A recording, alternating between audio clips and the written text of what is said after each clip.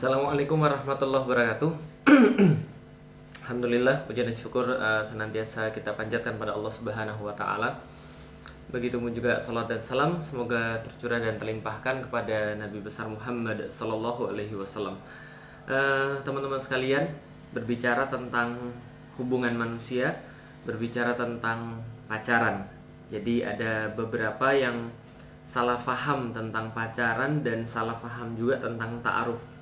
Jadi seolah-olah yang namanya pacaran tuh pasti benar dan ta'aruf itu pasti aneh, pasti awkward gitu ya.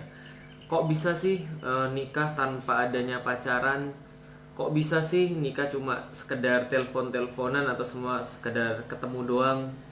Emang kenapa ada yang salah apa dengan pacaran? Emang kenapa pacaran dibilang salah? Jadi gini teman sekalian. Sebelumnya saya sudah nulis buku tentang ini, judulnya Udah Putusin Aja. Udah dipublis beberapa tahun yang lalu dan sempat kemudian jadi pembicaraan juga. Dan di situ saya sudah jelasin banyak hal tentang yang namanya pacaran, tentang yang namanya hubungan antar manusia yang namanya pacaran. Dan ini pasti banyak diomongkan karena ini adalah bulan Februari, katanya Februari adalah bulan cinta gitu ya. Dan seolah-olah kalau tanpa pacaran itu udah pasti kering, udah pasti kita nggak punya cinta, kita nggak punya kasih dan seterusnya. Nah pertama-tama gini dulu sekalian, kita harus tahu dulu sebenarnya pacaran ini adalah apa. Saya sebagai anak muda tentu saja pernah mengalami yang namanya cinta. Ya toh orang-orang tua juga tahu lah, pasti ada yang namanya cinta. Cinta itu fitrah, cinta itu murni, cinta itu putih, cinta itu normal, cinta itu sesuatu yang wajar. Karena itu tidak ada yang salah dengan yang namanya cinta. Semua orang pasti mencinta. Semua orang dari ujung timur sampai ujung barat itu sudah diinstal pada mereka sesuatu yang default, itu adalah namanya rasa kasih sayang. Dan itu diakui juga di dalam agama manapun. Di dalam Islam juga sama. Zuyyina lin-nasi hubbus syahawati minan nisa wal banin wal qanatiril muqantarati minadz dzahabi wal fiddah dan seterusnya. Sesungguhnya telah ditanamkan kepada kalian, Allah hiaskan kepada kalian manusia itu adalah hubbus syahawat, rasa cinta, kasih dan sayang. Itu adalah sesuatu yang biasa. Rasulullah Shallallahu Alaihi Wasallam adalah orang yang sangat mencinta kepada manusia, kepada istrinya, kepada anaknya dan seterusnya. Allah Subhanahu wa taala mensifati dirinya dengan Ar-Rahman Ar-Rahim, dengan rasa kasih dan rasa sayang yang besar dan tak terbatas, permanen selama-lamanya kepada makhluknya, khususnya bagi orang-orang yang muslim. Ini adalah kemudian rasa cinta juga yang diakui di dalam agama. Tapi bukan berarti ketika kita punya rasa cinta lantas kita boleh mengekspresikannya, boleh mengumbarnya, boleh untuk membabi buta dengan rasa cinta itu sampai kemudian rasa cinta itu menimbulkan sebuah kerugian. Oke, kalau gitu kita lihat. Kebanyakan orang-orang mengatakan bahwa saya tuh pacaran karena saya tuh pengen melakukan sebuah persiapan untuk pernikahan. Dan orang bingung bagaimana caranya orang bisa menikah kalau saya tidak pacaran. Pertama-tama harus saya sampaikan dulu bahwa tidak ada korelasi antara pacaran dengan pernikahan. Kenapa? Karena kalau seandainya ada korelasi antara pacaran dan pernikahan seperti judul judul penelitian gitu ya, korelasi antara pacaran dan pernikahan gitu kan ya. Hubungan antara pacaran dan pernikahan, maka kan kalau kita bicara ada korelasi, misalnya contoh lamanya pacaran menyebabkan lamanya kenalan menyebabkan langgengnya pernikahan misalnya. Tapi kenyataannya kan nggak begitu. Contoh misalnya negara-negara yang sudah membebaskan pergaulan di antara laki-laki dan wanita, termasuk di dalamnya pacaran bahkan lebih tinggi daripada itu, nginep bareng lalu kemudian bersetubuh bareng lah ya, segala macam bareng lah, Belarusia, Ukraina, Rusia, Amerika dan seterusnya, itu ternyata tingkat perceraiannya di atas 50%, bahkan mungkin 80%. Kenapa? Karena ternyata lamanya pacaran tidak menyebabkan mereka lama juga dalam pernikahan, tidak langgeng dalam pernikahan. Bahkan yang terjadi justru lebih banyak akhirnya orang-orang tuh merasa ya kita nggak perlu nikah dong kalau gitu. Kan semuanya juga sudah kita bisa nikmati gitu ya. Ngapain kita nikah lagi? Dan kalaupun mereka nikah ternyata tidak menjamin mereka juga punya kecocokan dalam pernikahan. Artinya orang pacaran belum tentu mengenal satu sama lain. Pas mereka udah nikah, ini kayak somebody else gitu kan ya. Ini adalah orang yang berbeda. Ini benar-benar orang yang nggak saya kenal gitu kan ya. Mendadak kemudian dia jadi seseorang yang sama sekali berbeda, totally different gitu kan. Ini adalah banyak orang-orang yang melakukan seperti itu. Tapi juga kita tidak mengatakan bahwa orang yang nggak pacaran menjadi langgeng. Nggak juga begitu sebenarnya. Jadi saya cuma mau ngasih tahu aja tidak ada korelasi sebenarnya antara pacaran dan kelanggengan daripada pernikahan. Yang terjadi justru ketika orang banyak berpacaran, data membuktikan justru mereka juga cerai. Justru mereka juga tidak langgeng dalam pernikahan. Ada juga orang bilang ya nggak apa-apa, having fun gitu loh, maksudnya di dalam hidup, masa hidup ini kering-kering aja nggak having fun, itu kan aduh gue nggak bisa bayangin. Ya kan sudah dibilang tadi, orang tuh tidak selamanya dapat kenikmatan, dapat fun gitu dari yang namanya pacaran. Justru yang terjadi adalah banyak aktivitas-aktivitas di sini yang berbahaya, aktivitas-aktivitas yang justru merusak. Jadi kalau kita mengatakan bahwa kita sayang sama dia, maka kita harus pacaran sama dia. Sebenarnya kalau sayang justru jangan pacaran. Kenapa? Karena ini merusak. Kok merusak sih? Ya karena kalau pacaran itu pasti akan menghasilkan sesuatu. Saya selalu bilang begini, memang tidak semua perzinahan itu berawal daripada pacaran, tapi pacaran itu most likely ujung-ujungnya adalah perzinahan. Kok bisa begitu sih? Ya karena laki-laki punya rasa, perempuan pun punya rasa. Itu lu aja kali yang mesum. Ya enggak juga sih. Coba kita lihat nih, orang kalau pacaran ngapain sih? Oh, mohon maaf, saya tuh nggak ngapa-ngapain kalau pas pacaran. Ya kalau nggak ngapa-ngapain, ngapain pacaran? Ya pasti ada dong sesuatu kan gitu kan ya. Oh iya deh, saya cuma pegangan tangan doang kok. Ya nggak mungkin. Nah, kalau cuma pegangan tangan doang ya, kalau andai kan baru pacaran 3 hari pegangan tangan, 3 minggu pegangan tangan, saya percaya. Tapi kalau sudah pacaran 3 tahun, 4 tahun terus masih pegangan tangan doang, mubazir dong.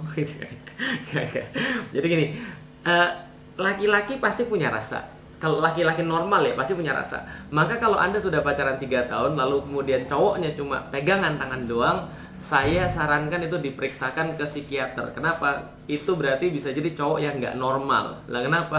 Karena dia cuma mencukupkan pegangan tangan doang. Cowok kalau normal pasti punya rasa dan pasti pengen lebih daripada pegangan tangan. Pasti. Makanya itulah kenapa kejadian-kejadian yang sama selalu terjadi ketika orang berpacaran. Ujung-ujungnya ya nggak jauh daripada itu, gitu kan ya. Minimal orang yang selesai pacaran mereka bilang itu mantan gue, itu bekas gue. Nah kenapa? Pernah gue pegang tangannya, pernah gue ya nggak tega lah saya ngomongnya. Nah itu minimal seperti itu. Dan laki-laki manapun kalau seandainya beli barang pasti pengen barang baru dong, gitu kan ya. Dia nggak pengen yang second, dia nggak pengen yang sudah di test drive dan seterusnya. Tapi ketika proses pacaran minimal ini terjadi. Dan bagaimana kemudian ketika sudah terjadi pernikahan? Karena dunia ini nggak adil teman-teman sekalian. Cowok dan cewek itu diperlakukan berbeda. Cowok itu dinilai dari masa depannya, sedangkan cewek dinilai daripada masa lalunya. Bisa bayangin nggak sih? Pas terjadi kemudian perkenalan pranikah, besoknya sudah, bukan besok lah, pekan depannya sudah mau nikah, tempat sudah dipesan, makanan sudah dipesan, catering sudah ada, orang tua sudah setuju, semua sudah siap. Tiba-tiba seorang cewek ini nggak bisa menahan masa lalunya. Dia ngomong sama laki-laki itu, "Mas, saya mau confess nih mas, tapi setelah ini ya terserah mas mau seperti apa, yang jelas saya mau tenang, saya nggak mau terbebani. Mohon maaf mas, saya sudah nggak perawan." Coba kalau laki-laki gimana? Aduh, stres. Kenapa stres? Semua udah disiapin bro, terus mau ngomong apa lagi? Dan coba antum pikirkan kalau kejadian ya, seorang perempuan sudah pacaran berkali-kali kemudian dengan pria yang lain, bagaimana perasaan suaminya nanti? Kayak kemudian dia berpapasan dengan mantannya misalnya, lalu diceritakan segala sesuatu tentang dia. Perempuan senantiasa dinilai daripada masa lalu, laki-laki dinilai daripada masa depan. Laki-laki move on, dia nggak bawa apa-apa. Perempuan move on, dia bawa sesuatu. Artinya ini adalah justru tindakan tidak sayang pada perempuan kalau Anda berpacaran, karena Anda nggak mikirin masa depannya sebenarnya. Lah kalau memang suka, kenapa harus kemudian berbentuk fisik sesuatu yang akan dia bawa di masa depan? Kenapa kalau memang suka, ya nggak nikah aja sekalian? Loh saya belum siap. Lah itulah maksudnya. Maka pacaran itu sebenarnya adalah metode untuk mengekspresikan rasa cinta, kasih sayang pada orang-orang yang belum siap. Gitu loh. Kalau dia sudah siap, dia pasti nikah. Maka ada orang-orang yang pengen menikmati privilege orang-orang nikah, tapi nggak siap untuk melakukan kewajiban orang-orang nikah, tapi pengen haknya orang-orang nikah. Gimana solusinya? Pacaran, gitu loh maksudnya. Paham nggak sih saya ya? Kalau nggak paham nasib lo kan gitu kan ya. Nah itu yang kita lihat bahwa ini adalah ada banyak hal yang berbahaya. Nah pertanyaannya, kalau nggak pacaran terus gimana? Apakah kita seperti membeli kucing dalam karung? Kita cuma nikah aja tanpa kemudian kita tahu siapa orangnya? Ya nggak juga gitu kali. Kenapa? Karena di dalam Islam itu juga mengatur yang namanya ta'aruf. Nah, ta'aruf ini yang penting kita tahu adalah bahwa kita menikah bukan nggak tahu orangnya. Kita tahu persis siapa orangnya. Kita tahu persis siapa dia. Nikah di dalam Islam bukan mengetahui fisik. Bukan belajar anatomi sebelum pernikahan. Paham ya? Tapi mengetahui visinya seperti apa. Ketaatan dia kepada Allah sehingga kita nyaman kepada dia. Ketika kita taat dengan Allah dan dia taat dengan Allah, maka rumah tangga insya Allah akan baik-baik saja. Kenapa? Karena itu cinta segitiga. Kita mencintai sesuatu yang sama. Kita sama-sama mencintai Allah. Karena itulah kita bisa sama-sama saling mencintai. Itu maksudnya. Artinya pernikahan di dalam Islam itu juga ada ta'arufnya, ada perkenalannya, ada kemudian mencari kecocokannya, ada melihat kita suka atau nggak suka, kita cenderung atau nggak cenderung dengan orang yang akan kita nikahi. Makanya Rasulullah Shallallahu Alaihi Wasallam ketika mengomentari seseorang yang mengatakan pada Rasul pengen menikah, Rasul katakan, kamu sudah lihat belum orangnya? Dia bilang belum. Lihat dulu. Lah kenapa? Nanti kalau kamu nggak lihat, kamu nyesel nanti pas sudah nikah. Lihat dulu kata Rasulullah, sehingga engkau memiliki kecenderungan terhadap dia. Dan di dalam Islam pernikahan itu bukan hanya masalah fisik, tapi masalah sesuatu yang lebih besar. Masalah visi, masalah teknis, masalah tentang dakwah, masalah tentang akhirat, bukan hanya tentang dunia. Nah, kalau yang sudah saya bahas dalam video-video sebelumnya, ada 3 hal yang orang harus persiapkan sebelum nikah. 1, persiapan fisik, persiapan mental, persiapan sakofah. Minimal 3 ini. Pertanyaannya, yang mana di antara 3 ini yang di-provide oleh pacaran? Nggak ada. Paling fisik doang gitu, ada persiapan fisik tadi. Nyoba-nyoba untuk jadi suami sebelum jadi suami gitu ya. Nyoba-nyoba untuk jadi istri sebelum jadi istri beneran. Privilege pernikahan tapi dengan tanggung jawab tidak ada pernikahan gitu ya, dengan tanggung jawab yang minim. Makanya laki-laki kalau dikasih gitu ya enak banget. Dia kemudian bisa ngapa-ngapain aja terserah dia tanpa tanggung jawab. Oh, itu laki-laki paling seneng. Segala sesuatu tanpa responsibility itu paling seneng. Nah, jadi balik lagi ke dalam yang tadi. Berarti gimana caranya di dalam Islam pernikahan itu ta'aruf. Saya taruh sama istri nggak pakai pacaran. Buktinya kita bisa tuh langgeng-langgeng aja sampai sekarang. Banyak orang-orang yang kemudian nikah tanpa adanya maksiat pacaran, tanpa adanya kemudian khalwat sebelum pernikahan, tanpa adanya pegang-pegangan, tanpa adanya janji-janjian dan seterusnya, janji palsu, tapi tetap mereka langgeng dalam pernikahan. Bahkan dalam penelitian terbaru ternyata dibuktikan begini. Ternyata laki-laki itu komitmen dulu baru mencintai. Jadi komitmen dulu dia baru mencintai. Bukan mencintai dulu baru komitmen. Beda dengan perempuan. Perempuan tuh dicintai dia akan berkomitmen. Tapi kalau laki-laki khususnya dia baru bisa mencintai secara tulus, secara benar kalau berkomitmen. Itu sudah ada penelitiannya berkaitan dengan hormon-hormon yang ada pada laki-laki. Artinya laki-laki kalau nggak dikasih komitmen happy, nggak dikasih komitmen, nggak dikasih responsibility, nggak dikasih tanggung jawab, wah enak banget. Itu ibarat kayak apa ya? Kayak pergi ke rest area, lalu kemudian mampir, memenuhi keperluannya, terus pergi. Karena dia nggak ada tanggung jawab sama sekali. Beda dengan beli rumah. Kalau beli rumah itu dia akan memutuskan dengan benar-benar apa yang kemudian yang dia harus lakukan. Kemudian setelah dia putuskan, dia akan kemudian bertanggung jawab di situ. Itulah seorang laki-laki.